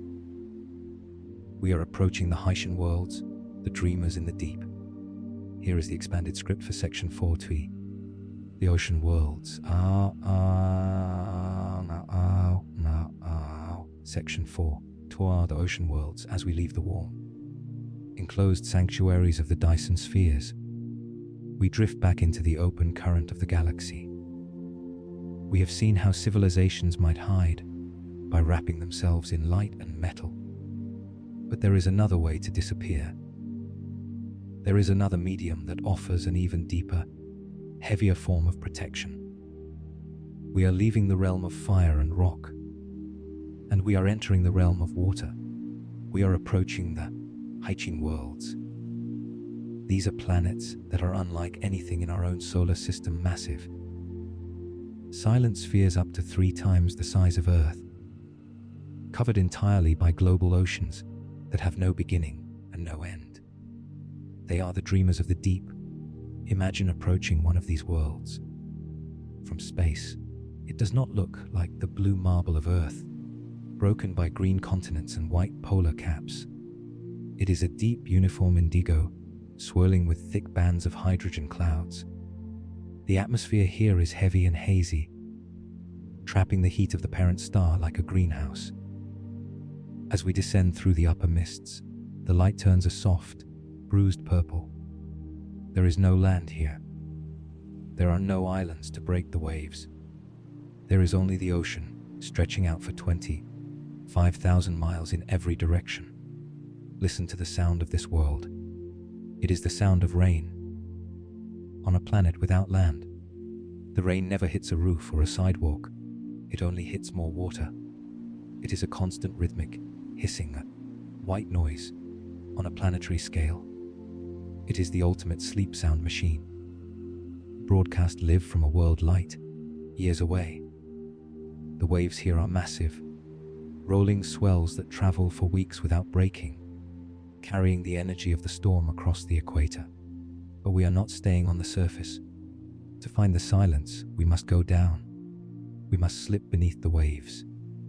Imagine the transition. You take a breath, and you sink. The noise of the wind and the rain is instantly cut off, replaced by the muffled, heavy thrum of the underwater world. Water is a different kind of lens than air. It holds you. It supports you. As you sink deeper, the light from the surface begins to fade. It shifts from the purple of the sky to a deep, clear sapphire, then to a rich navy, and finally, to the absolute, crushing black of the abyss. But do not be afraid of the dark here. In the ocean, darkness is normal. Darkness is safe. The pressure builds as we descend, but in this dream, the pressure does not crush you. It hugs you. It feels like a weighted blanket, heavy and reassuring, pressing in on all sides, holding your body together so you don't have to make an effort. This is the sensation of deep touch pressure, the physical cue that tells your nervous system to power down. You are suspended in a fluid that is warmer than Earth's oceans, heated by the thick atmosphere above and the geothermal core below. It is like floating in a sensory deprivation tank the size of Jupiter. In the dark forest of space, we worried about being seen. But here, in the Haitian deep, being seen is impossible. The water blocks the gaze of the telescopes. The layers of ice and liquid shield the inhabitants from the prying eyes of the universe. If there are civilizations down here, they are the ultimate introverts. They have evolved in a world where "oop" is a meaningless concept. To them, the universe is not a vast, empty void of stars. The universe is a warm, fluid womb. They do not look at the sky because they have never seen it. They do not know that stars exist. And because they do not know, they do not worry. Think of the peace of that ignorance. We spend so much time worrying about the big picture, about the fate of the cosmos, about politics and economics and the future. But the creatures of the Haitian worlds only know the water. They only know the flow. Their world is defined by currents, not by borders. They drift with the warm streams that circulate around the planet, moving slowly, conserving energy. They are not building rocket ships. They are not trying to conquer the vacuum. Why would they? They have everything they need right here. As your eyes adjust to the darkness, you begin to see that it is not empty. It is filled with lights. But these are not the harsh, nuclear lights of stars. They are the soft, chemical lights of biology, bioluminescence. Delicate ribbons of neon blue drift past you, pulses of soft green glow in the distance. These are the cities of the deep. Vast schools of jellyfish, like creatures that drift together in the dark, communicating with flashes of color. Imagine a civilization that speaks in light and color rather than words. A conversation is a dance of phosphorescence. A story is a ripple of changing hues that passes through the school. They do not shout. They do not broadcast radio waves that leak out into space and give away their location. Radio waves cannot travel through water. Their voices are contained. Their thoughts stay here, held safe by the weight of the ocean. This is why we haven't heard them. It's not that they are hiding. It's that their nature is fundamentally private. The laws of physics have built them a soundproof room. We drift deeper, miles down now. The water is dense and syrupy. We are approaching the bottom. But the bottom of a Haitian world is not rock. It is something far stranger. The pressure here is so immense that the water itself is forced into a solid state, a strange crystal known as Ice 7. It is hot ice, solid but burning to the touch. It forms a smooth, dark floor for the ocean. Lying on this crystal seed are the elders of this world. Imagine creatures the size of cities, massive, slow-moving leviathans that have settled on the bottom to dream. They move with the slowness of tectonic plates. They filter the nutrients from the water and hum. The sound of a Haitian world is not silence. It is a song, a low, resonant vibration that travels for thousands of miles through the water. It is a song of comfort. It vibrates in your chest. It creates a feeling of connection, a reminder that you are part of a larger whole. These beings have no need for technology as we know it. They don't build machines of metal and fire. Their technology is biological. They grow their homes. They sing their history. They are in perfect balance with their environment. They have not destroyed their world to escape it. They have adapted to it so perfectly that leaving would be unthinkable. This challenges our human idea of success. We think success means expansion, going outward, getting bigger. But perhaps success is actually depth. Perhaps success is sinking so deep into your own existence that you become unshakable. As you float here, suspended between the warm water and the hot ice, feel the release of your own need to expand. You don't need to reach out right now. You don't need to stretch yourself thin trying to be everywhere and do everything. You can just sink. You can just be. The ocean supports you without you asking. The current carries you without you steering. You are a passenger on a world that has been asleep for 1 billion years. The isolation of these worlds is their greatest blessing. A predator from the stars, a dark forest hunter, would never bother with a Haitian world. It is too much work. To get to the life, you have to penetrate miles of thick atmosphere, then dive through miles of crushing ocean. It is a natural fortress. The inhabitants are safe simply because they are hard to reach. They are tucked away in the pockets of the galaxy, insulated by layers of hydrogen and water. Think of your own room again. Think of the walls, the windows, the blankets. You have built a Haitian world of your own.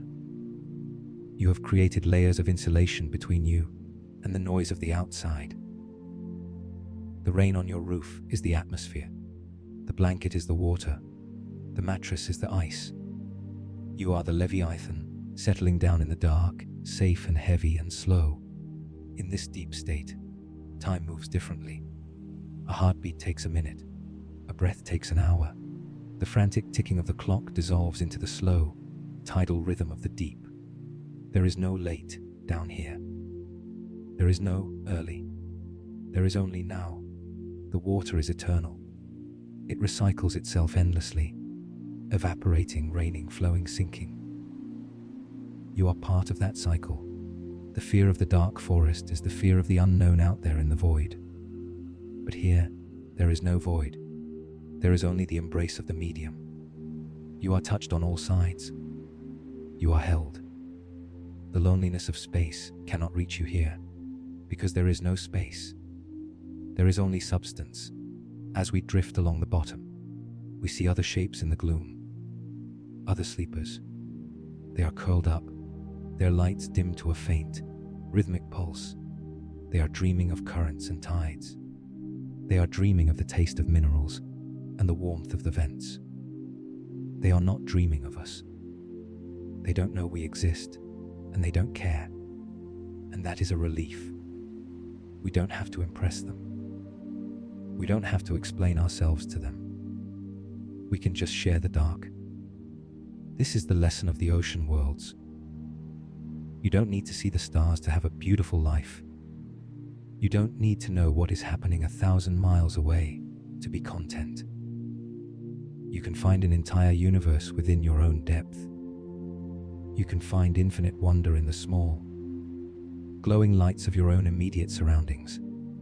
So let the imagery of the water wash over you. Feel it filling the room, rising up past the bedposts, covering the windows, sealing you in. It is warm and breathable. It muffles the sharp edges of the world. It softens the sounds of the night. You are floating in a sea of tranquility that spans the galaxy. You are drifting with the bioluminescent ghosts of the deep, safe in the crushing, comforting, infinite embrace of the Haitian dream.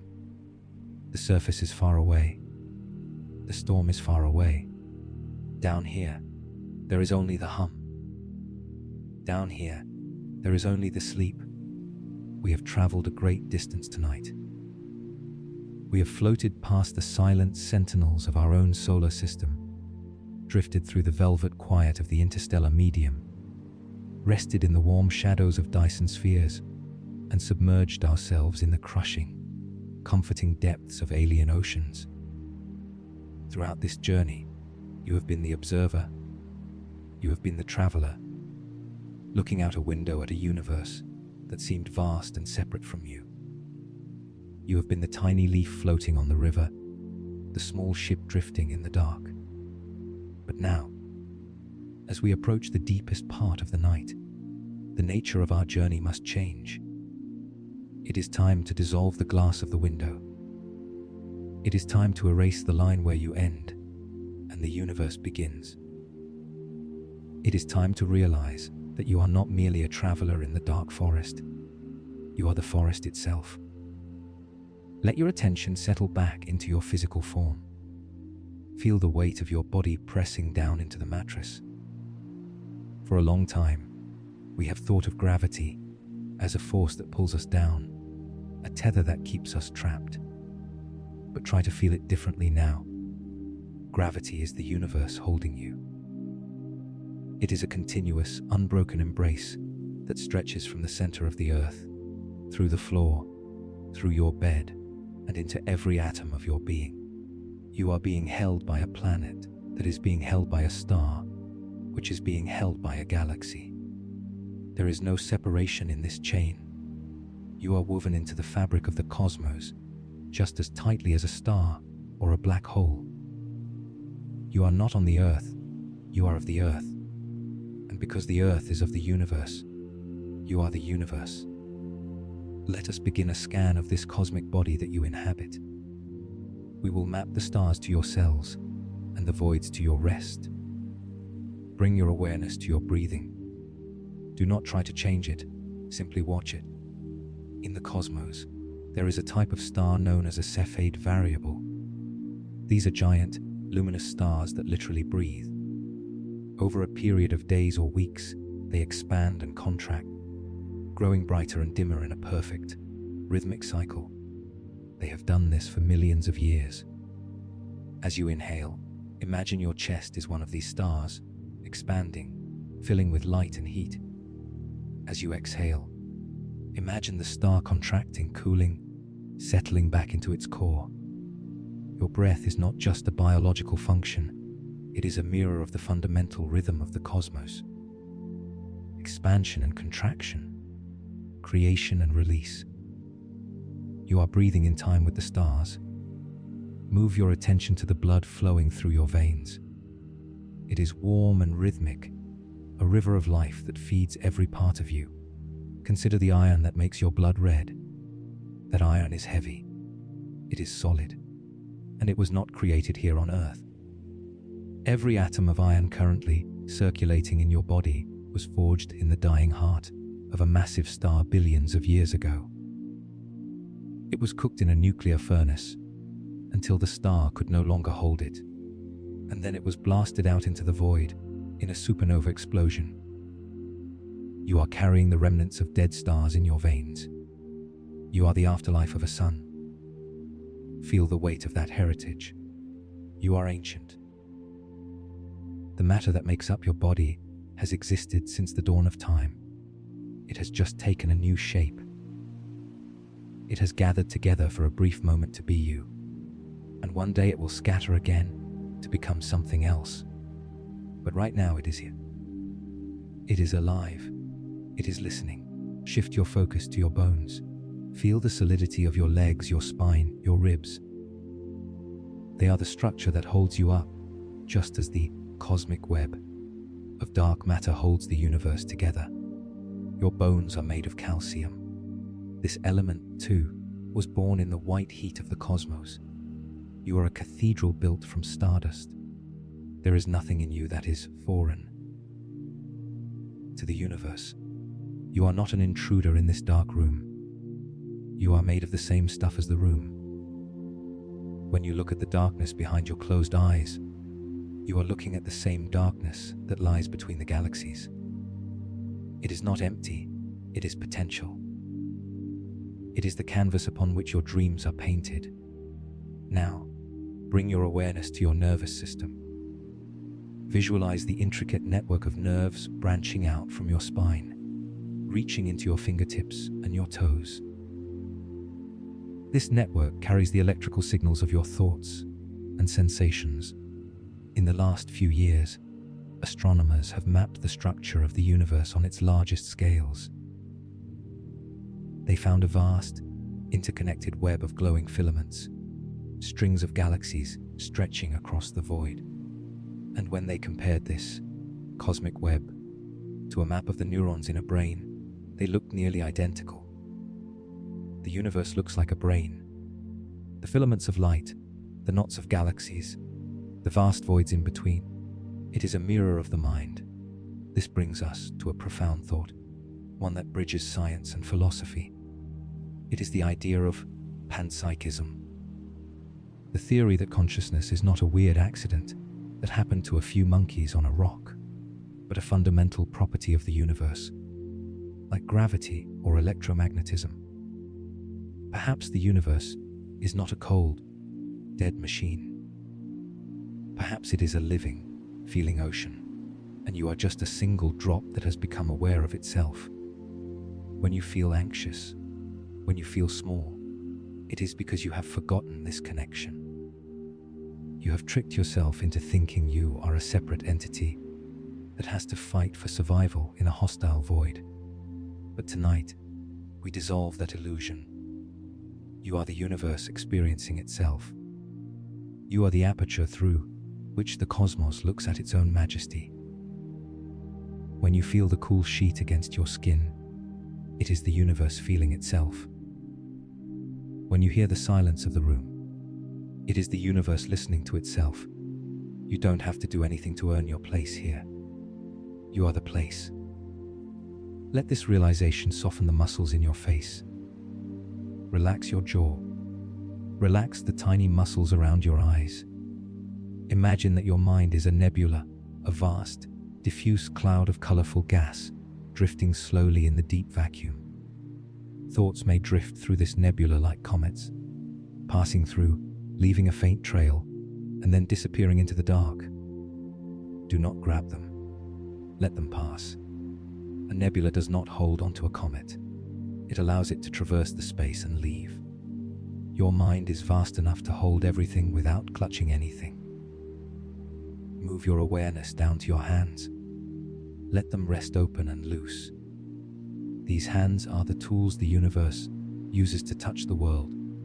But right now, they have no work to do. Their only job is to be heavy. Imagine that your hands are made of the same dense material as a neutron star, unbelievably heavy, sinking down into the mattress, creating a gentle gravity well that pulls you deeper into relaxation. The heavier you feel, the safer you are. In the dark forest, the heavy things are the stable things. The planets, the stars, the black holes, they are anchored by their weight. Let yourself be anchored. As you drift deeper, consider the silence again. We started this journey by listening to the silence as if it were outside of us. But now, find the silence inside of you. There is a place deep within your core, beneath the noise of your thoughts, beneath the rhythm of your heart, that is absolutely still. This is your personal Botess void. It is a region of your soul where there is no turbulence, no weather, no activity. It is just pure, empty awareness. This space is not lonely, it is spacious. It is the room you need to rest. When you enter this inner void, you are connecting with the dark forest on a holographic level. The quiet inside you is the same as the quiet outside you. The barrier has dissolved. You are no longer hiding in the forest. You have become the forest. You are the ancient trees with roots deep in the fabric of space-time. You are the canopy that blocks out the harsh light. You are the moss that softens the sound. You are the darkness that offers refuge. If you are the forest, then you have nothing to fear from the forest. A tree does not fear the woods. A wave does not fear the ocean. You are the environment.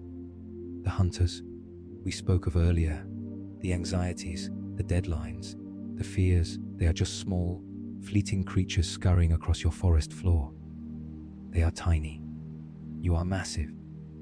You are the ecosystem that contains them. You can let them run. You can let them make their noise.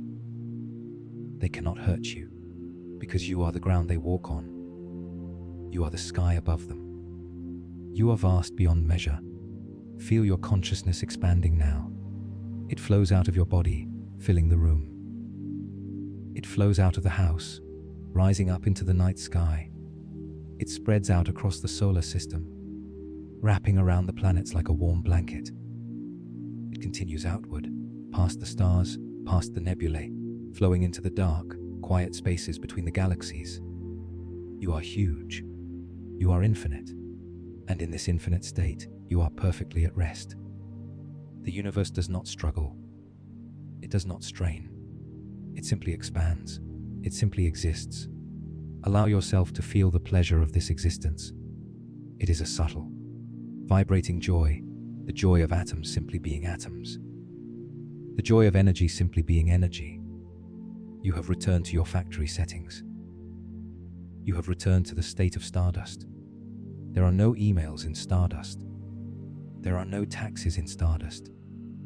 There is only the slow, majestic dance of physics. There is only the hum of the quantum field. As we move toward the final phase of our journey, hold on to this sensation of being the cosmic observer. You are the one who watches the dream. You are the one who remains when the story ends. You are the silence that follows the music. The dark forest. Theory is often told as a ghost story, a tale of fear. But you have rewritten it. You have turned the haunted woods into a sacred grove. You have turned the silence of fear into the silence of peace. You have turned the hiding into a resting. You are the sleeping giant in the center of the galaxy. The stars are your nightlights. The Milky Way is your cradle. And as you lie here, floating in the center of all things, you realize that the reason the universe is so quiet is because it is waiting for you. It has been waiting for you to stop shouting, to stop struggling, and to come back home to the silence. It has been waiting for you to remember that you are not a stranger here. You are the universe's own child. Return to the womb of the night. Rest in this feeling of belonging. Rest in the knowledge that you are made of the most enduring, powerful stuff in existence. You are timeless.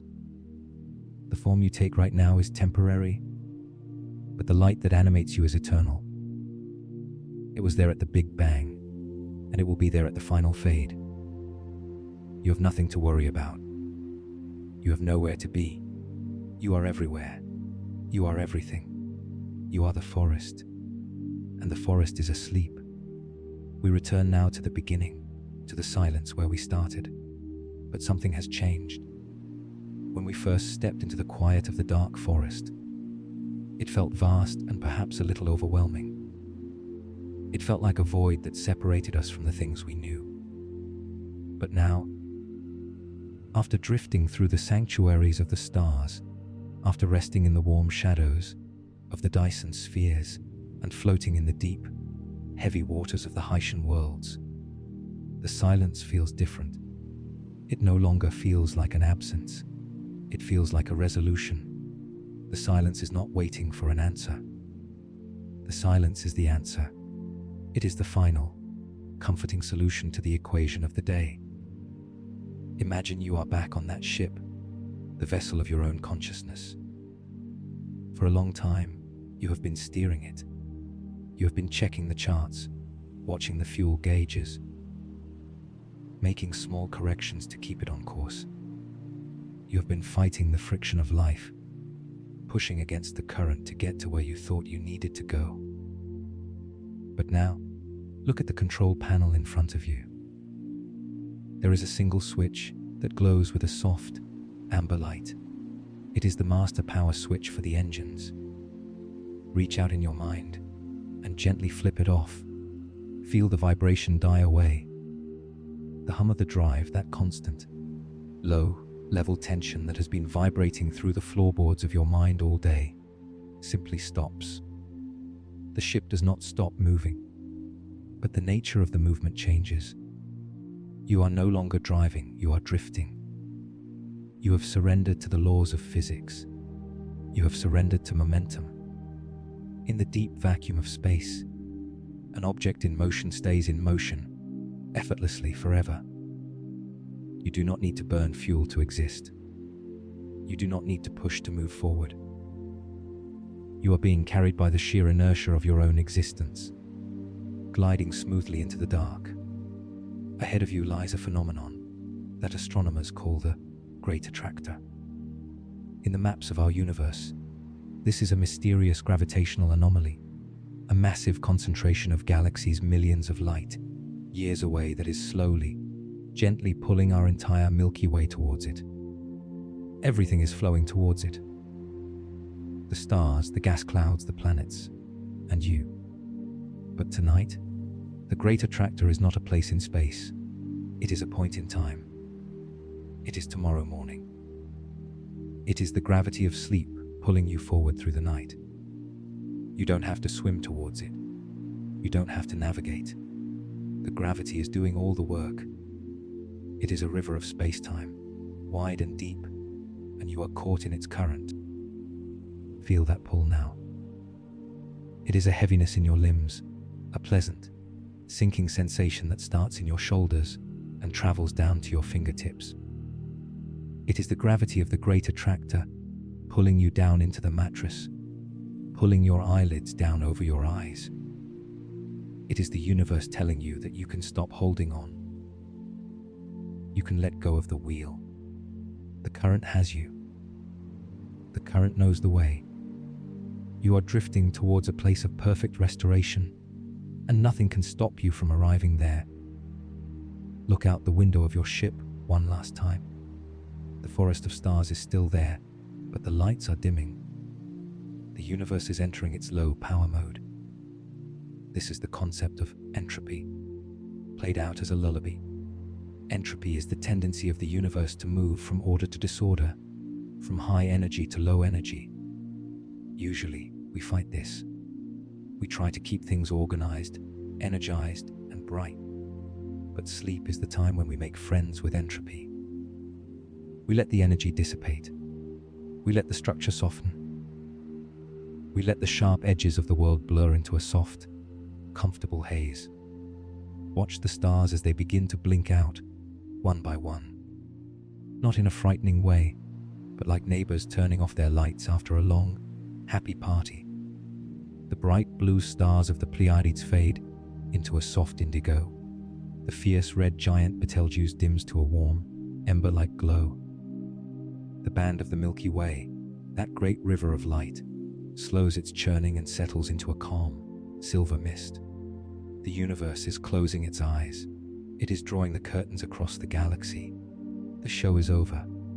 The stage is dark. There is nothing left to see.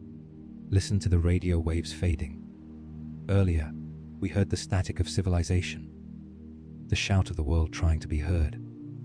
But now, even the static is smoothing out. It is becoming a flat line of pure silence.